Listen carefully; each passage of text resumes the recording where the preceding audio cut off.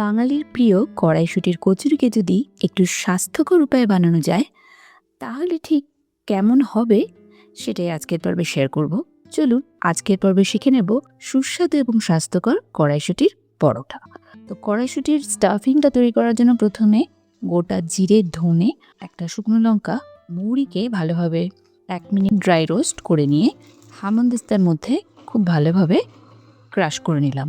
তো মশলাটা তৈরি হয়ে গেল। এবার একটা পাত্রে 2 কাপ জল গরম করে নিয়ে যখন ফুটতে শুরু করবে তখন 1 টিস্পুন নুন দিয়ে এতে ফ্রেশ 1.5 কাপ পরিমাণ মটরশুঁটি দিয়ে দিলাম।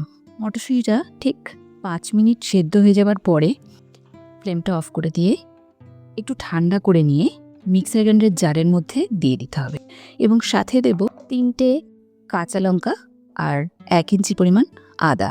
এরপর একটা বরফের টুকরো দিয়ে এটাকে ভালোভাবে একটা স্মুথ পেস্ট তৈরি করে নিতে হবে। যেহেতু বরফ দিয়েছি সে কারণে কালারটা কিন্তু ঠিক সবুজ রঙেরই রয়েছে। এরপর পেস্টটাকে একটা প্যানের মধ্যে নিয়ে অল্প তেলে একটু নাড়িয়ে নিতে হবে, কারণ স্টাফিংটা কিন্তু অবশ্যই একটু শুকনো হবে।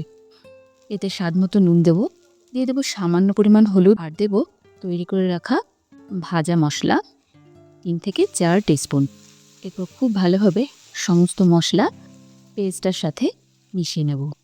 স্টাফিংটা তৈরি হয়ে যাওয়ার পরে আটাটা মেখে নেব। এখানে 1.5 কাপ পরিমাণ আটা নিয়েছি। এরপর এতে সামান্য পরিমাণ নুন আর 2 টিস্পুন পরিমাণ ঘি দিয়ে এটাকে ভালোভাবে ময়াম দিয়ে নিতে হবে। এখানে যেহেতু স্বাস্থ্যকরভাবে বানাবো তাই ময়দাটাকে অ্যাভয়েড করলাম। এরপর অল্প অল্প গরম জল দিয়ে আটাটা খুব ভালোভাবে মেখে নিতে হবে, খুব বেশি নরম করবেন না। আর সামান্য পরিমাণ ঘি দিয়ে এটাকে 10 মিনিটের জন্য রেস্টে রেখে দিতে হবে। 10 মিনিটের জন্য ঢাকা দিয়ে রেস্টে রেখে দিলাম। 10 মিনিট পরে আরও একবার ভালোভাবে এটাকে মেখে নেব। এরপর এর থেকে ছোট ছোট ডো বলস তৈরি করে নেব। আমি খুব বেশি বড় বা খুব বেশি ছোট বানাইনি, মিডিয়াম সাইজের বানিয়েছি।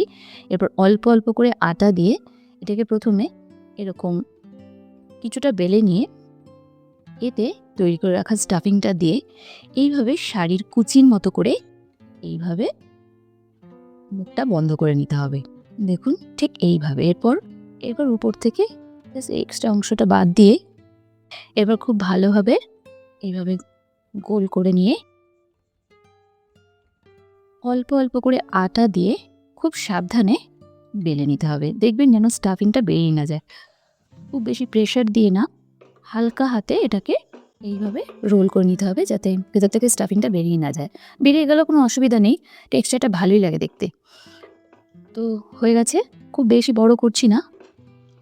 দেখুন পরোটা কিন্তু আমার বেলা হয়ে গেছে। এরপরে আরও একটা পরোটা বেলা দেখিয়ে দিচ্ছি।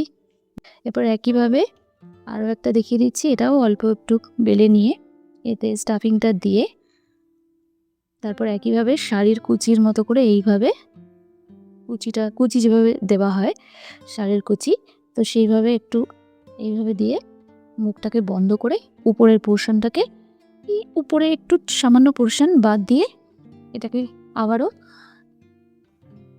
লেচি আকারে গড়ে দেখুন চারিদিক থেকে একটু সিল করে দিচ্ছি যাতে বেরিয়ে না যায়। তারপর অল্প অল্প আটা দিয়ে হালকা করে বেলে নিতে হবে। এরপর তাওয়াটা খুব ভালোভাবে গরম করে নিয়ে এরপর প্রথমে এটাতে পরোটাটা দিয়ে 2 মিনিট পর উল্টে দিয়ে সামান্য পরিমাণ ঘি দেব। এপিট ওপিট করে 2 মিনিট করলে কিন্তু পরোটা রেডি হয়ে যায়। তো এটা যেহেতু প্রোটিন এবং ফাইবার সমৃদ্ধ, বিশেষ করে যখন অল্প ঘিয়ে ভাজা হয়, এটা কিন্তু অত্যন্ত স্বাস্থ্যকর এবং অবশ্যই সুস্বাদু। যারা ডিপ ফ্রাই করা কচুরি খেতে পারেন না বা খেতে চান না, যেহেতু এখন তো মানুষ অনেক স্বাস্থ্য সচেতন হয়ে গেছে, তো তাদের জন্য কিন্তু এই পরোটা একদম পারফেক্ট রেসিপি, হেলদি এবং অবশ্যই টেস্টি রেসিপি। তো পরোটাগুলো আমার সব রেডি হয়ে গেছে। সামান্য পরিমাণ রায়তা আর একটু আচার দিয়ে কিন্তু এটা খুব ভালো লাগে খেতে, যেহেতু স্টাফিংটা খুব স্ট্রং ফ্লেভারের, সে কারণে এটা কিন্তু খুবই সুস্বাদু এবং অবশ্যই স্বাস্থ্যকর তো বটেই। যেহেতু আমি কড়াইশুঁটি কচুরির স্বাদটাও থাকলো, আবার আপনার স্বাস্থ্যকর হলো। তো রেসিপিটা অবশ্যই বাড়িতে একবার ট্রাই করে দেখবেন। রেসিপিটা কেমন লাগলো সেটা আমাকে অবশ্যই কমেন্ট সেকশনে জানাবেন। রেসিপিটা যদি ভালো লেগে থাকে তাহলে আমার চ্যানেলটিকে এখনও যদি সাবস্ক্রাইব করে না থাকেন তাহলে সাবস্ক্রাইব করে দেবেন। ভিডিওটিতে একটা লাইক দিয়ে দেবেন এবং সকল বন্ধুদের সাথে শেয়ার করবেন। ভালো থাকবেন, সুস্থ থাকবেন। আগামী পর্বে আবারও দেখা হবে নতুন নতুন এইরকম ধরনের ইউনিক রেসিপির সাথে। ততক্ষণের জন্য নমস্কার।